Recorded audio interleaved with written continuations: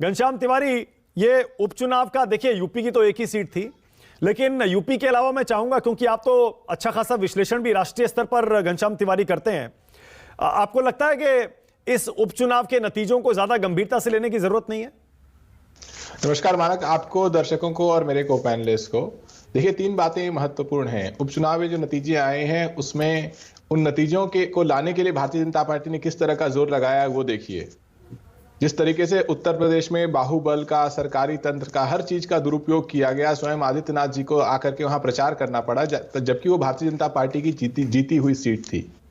तभी समाजवादी पार्टी को लगभग उतने मत मिले जितने 2022 के चुनाव में भी मिले थे। तो इससे स्पष्ट है कि भारतीय जनता पार्टी ये मानती है कि उसकी नीतियां असफल रही हैं, इसीलिए उन्हें हर तरीके के हथकंडे अपनाने पड़ते हैं। जहां तक तेलंगाना की बात है, जो कैंडिडेट तेलंगाना में भारतीय जनता पार्टी की तरफ से जीता है वो कांग्रेस से उनकी पार्टी में आया है।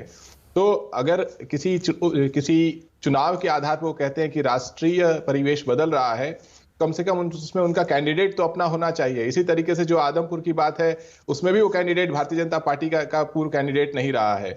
अगर भारतीय जनता पार्टी की हवा इतनी मजबूत है 2024 के परिप्रेक्ष्य में, तो बिल्किस बानो के रेपिस्ट को इस तरीके से रिहा कर केंद्र सरकार के आदेशों पर रिहा नहीं किया गया होता।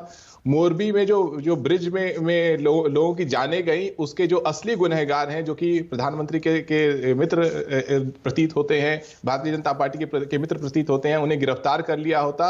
और इस तरीके से चुनाव आयोग को आंख मिचौली नहीं खेलनी पड़ती कि गुजरात में चुनाव की घोषणा कब होगी, और प्रधानमंत्री को इतने समय तक गुजरात में कैंप नहीं करना पड़ता। ये सच है कि भारतीय जनता पार्टी हर चुनाव को सीरियसली लेती है, लेकिन उस सीरियसनेस में वो लोकतंत्र की मर्यादाएं भूल जाती है, अपने वादे भूल जाती है, जनता की जरूरतें भूल जाती है, और प्रधानमंत्री जी का क्या जिम्मेदारी है वो भी भूल जाती है। तो मैं नहीं मानता कि ये उपचुनाव 2024 का कोई पैमाना है। ये सिर्फ भारतीय जनता पार्टी एक चुनावी मशीन को छोड़ करके कुछ नहीं है, उसी का एक पैमाना है। ओके।